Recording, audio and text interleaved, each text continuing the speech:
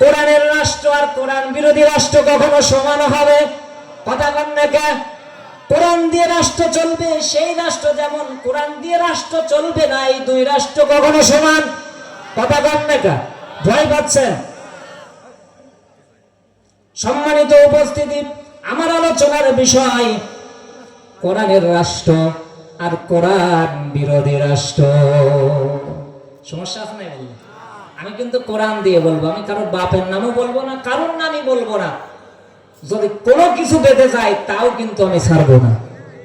শুনতে রাজি আছে? তাতে আপনারা দাওয়াত দেন আর না দেন, হাদিয়া দেন বা না দেন, রাগ করেন অথবা খুশি হন, কোরআনের বক্তব্য শুনতে রাজি আছেন তো? কোরআনের ব্যাপারে সন্দেহ আছে নাকি আপনাদের?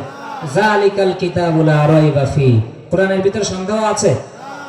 আল্লাহ রাব্বুল আলামিন বলেছেন কোরআনের ভিতরে 47 নম্বর সূরা সূরা মুহাম্মাদের 9 নম্বর আয়াত খোলেন, আল্লাহ বলেন যালিকা বিআন্নাহুম কারিহু মা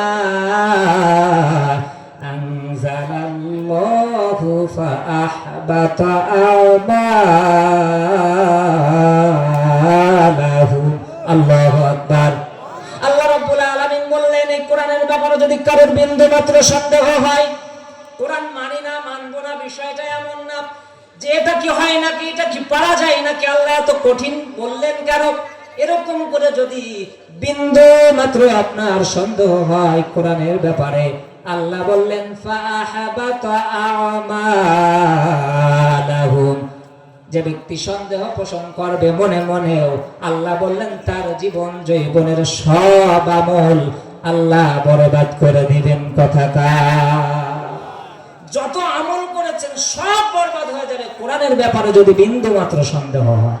এজন্য আসুন আমরা কোরআন থেকে কথা বলবো, তাতে কারোর যদি গায়ে লাগে, আমার বাপের বিরুদ্ধে যায় যাক না, আমার দলের বিরুদ্ধে যায় যাক না, আমার নেতার বিরুদ্ধে যায় যাক না, আমার আল্লাহর বিরুদ্ধে যেন না যায়। কথা কোন ঠিক কিনা? আল্লাহর কথা বলতে গিয়ে যদি নমরুদের বিরুদ্ধে যায়, ফিরাউনের বিরুদ্ধে যায়, তা আপনার আমার সমস্যা কোথায়?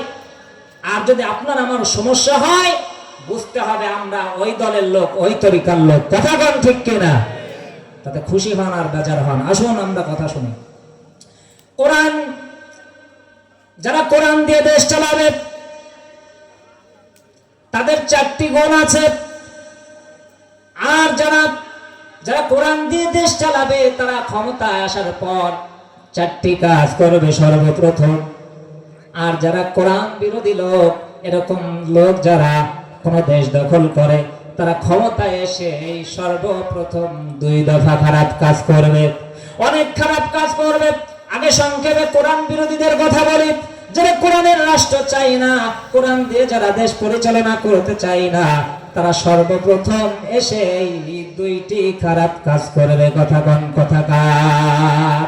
27 নম্বর সূরা সূরা নামল আয়াত নম্বর 34, আল্লাহ রাব্বুল আলামিন বলেন قالت إن الملوك إذا دخلوا قرية أفسدوها وجعلوا أعزة أهلها أذلة وكذلك يفعلون।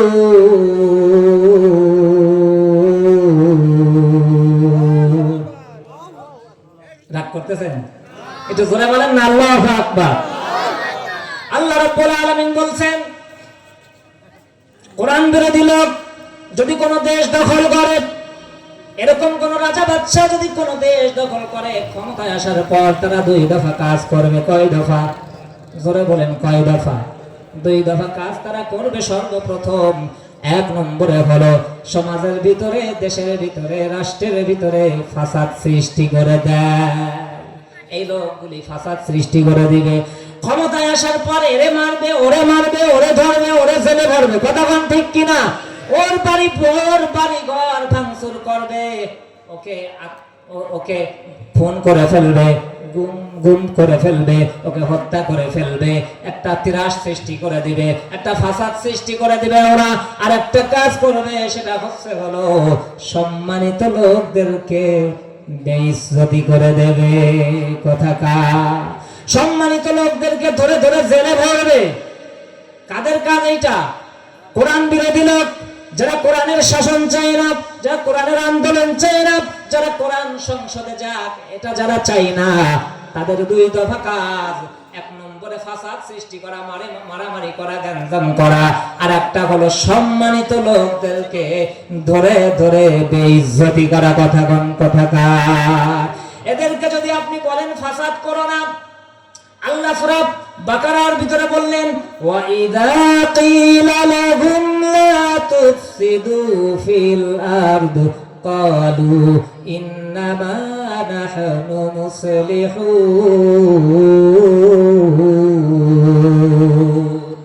আল্লাহ রাব্বুল আলামিন বলেন ওদেরকে যখন বলা হয় তোমরা ফাসাদ সৃষ্টি করো না জমিনে, তখন ওরা বলে আমরা তো ফাসাদ সৃষ্টি করি না, আমরা হলো সংশোধনকারী। নাউজুবিল্লাহ।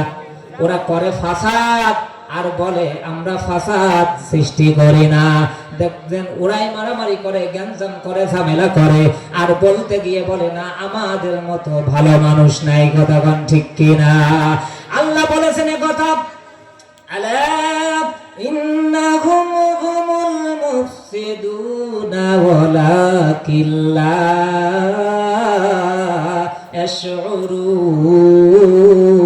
ইয়াশউরুন। আল্লাহ রাব্বুল আলামিন বললেন ওরাই মূলত ফাসাদ সৃষ্টিকারী, ওরা আসলে অনুধাবন করে না, ওরা বোঝার চেষ্টা করে না যে আসলে ওরা ফাসাদ সৃষ্টিকারী। ওরা বুঝেও তারপরেও বলে আমরা ফাসাদ সৃষ্টিকারী নই। কথা কোন ঠিক কিনা? আল্লাহ বলছেন এই লোকগুলি যদি ফাসাদ সৃষ্টি না করে, গ্যাঞ্জাম সৃষ্টি না করে, ওরা যদি আল্লাহর প্রতি ঈমান আনতো তাহলে আল্লাহ কি করতেন সেটা আল্লাহ বলেছেন 7 নম্বর সূরা, সূরার নাম আরাফ, আয়াত নম্বর 96। একটু কান করে খেয়াল করেন। আল্লাহ রাব্বুল আলামিন বললেন ওয়ালাউ আন্না আহলাল কুরা আমানু ওয়াত্তাকাউ লাফাতাহনা আলাইহিম বারাকাতিম মিনাস সামাই ওয়াল আরদ।